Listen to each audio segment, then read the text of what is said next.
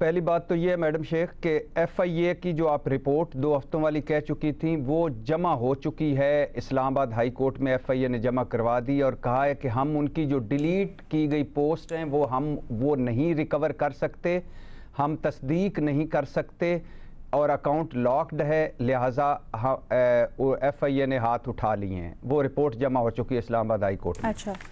और इस पे गो के बड़े मज़े का एतजाज़ साहब ने कहा था, एतजाज़ एहसन साहब ने, कि अगर 2014 में कोई पोस्ट लगी थी अकाउंट हैक करके जज साहब की, तो फिर वो मौजूद क्यों रही? जब अकाउंट रिकवर हो गया था तो वो डिलीट क्यों नहीं की जज साहब ने? अच्छा, दूसरी मैडम शेख की इस सवाल पे जाने से पहले कि ये आपको आपके ज़हनों में रहना चाहिए कि रेफरेंस सिर्फ इनका भेजा गया था, इमरान खान साहब का। चेयरमैन सेनेट ने यूसुफ रज़ा गिलानी का मुस्तरद कर दिया और स्पीकर कौमी असम्बली ने आसफ जरदारी का तोशाखाना का रेफरेंस कर दिया था। और फिर इलेक्शन कमीशन ने जिस तरह अदालत बनकर कह दिया कि ये सादक और अमीन नहीं हैं, झूठे हैं, करप्ट हैं, और फौजदारी मुकदमे में बदल कर सेशन कोर्ट को भेजा, उस पर भी बड़े सवालात थे। और फिर जज हुमायूं दिलावर एंटी PTI हैं, PTI का स्टांस, और जज आमिर फारूक पर इमरान खान का अदम एतमाद। और फिर आखिरी बात वही कि इस मुल्क में कि ज़्यादा घड़ियाँ बेचने वाले, ज़्यादा तोहफे लेने वाले मौजें कर रहे हैं और इमरान खान भुगत रहे हैं। इमरान खान से हिसाब लेना चाहिए, लेकिन उनसे भी लेना चाहिए। अब आ जाइए केस पर जी। इखलाकी तौर पर हार चुके ये केस, कानूनी तौर पर कमज़ोर विकेट पर बल्कि पुल सरात पर और एक मजबूत टेक्निकल नुक्ते पर केस लड़ने वाले इमरान खान को आज जज आमिर फारूक साहब के फैसलों से कोई रिलीफ नहीं मिलेगा। क्यों रिलीफ नहीं मिलेगा? इमरान खान की 3 दरखास्तें थी चीफ जस्टिस आमिर फारूक की अदालत में। पहली दरखास्त, सेशन जज हुमायूं दिलावर एंटी PTI हैं, मुतस्सब हैं, हमारे ख़िलाफ़ हैं, ये केस ना सुने, केस कोई और जज सुने। ये दरखास्त मंजूर हो जाती मैडम शेख तो फिर कह सकते थे कि इमरान खान को रिलीफ मिल गया। ये दरखास्त मुस्तरद हो गई। दूसरी दरखास्त थी, ये केस काबिल समात नहीं, जो मजबूत एक टेक्निकल नुक्ता इमरान खान का कि इलेक्शन एक्ट 2017 के तहत इलेक्शन कमीशन गोशवारों में केस किसी झूठ, फ्रॉड, धोखे, 2 नंबरी को 4 महीने के अंदर पूछा जा सकता है, इसके बाद नहीं।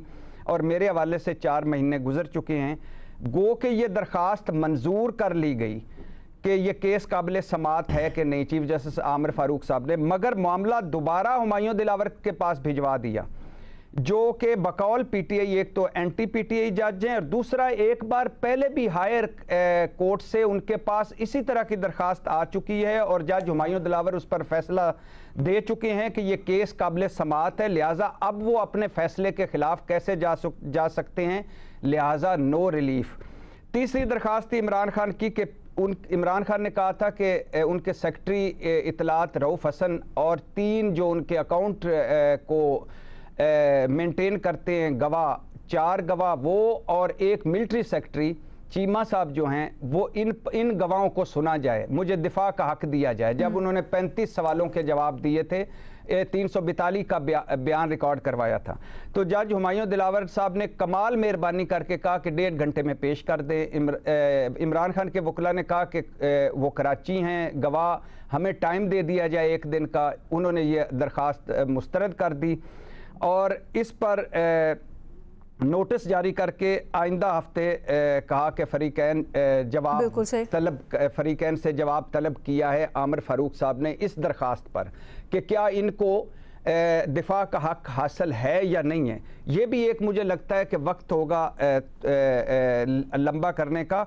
क्योंकि PTI को अगर इस टेक्निकल नुक्ते पर कि हमारी एक दरख्वास्त इस्लामाबाद हाई कोर्ट में मौजूद है, अब सूरत हाल ये है कि ये वो दरख्वास्त है जिसमें एक टेक्निकल नुक्ता निकलता था कि इस्लामाबाद हाई कोर्ट ने हमें कहा है कि हम आपके जो 4-5 गवाह हैं उन पे फरीकैन को नोटिस जारी हो गए हैं, अगले हफ्ते हम आपसे सुनेंगे, लेकिन लिहाजा उस वक्त तक केस को रोका जाए। मगर जज हुमायूं दिलावर, जैसे कि आपने भी कहा, जैसे कि हमने भी सुना कि उन्होंने कहा है कि कल 8:30 पेश वो हों, 8:30 पे दोनों दरखास्तों पर होगा, तो लिहाजा मेरा ख्याल है कल एक दरखास्त पर तो फैसला हो जाएगा कि ये केस काबिल समात है और एक आध दिन के बाद दूसरे पर दरखास्त पर भी फैसला महफूज हो जाएगा और फैसला सुना दिया जाएगा, और जो कि लग रहा है कि इमरान खान के खिलाफ फैसला आएगा।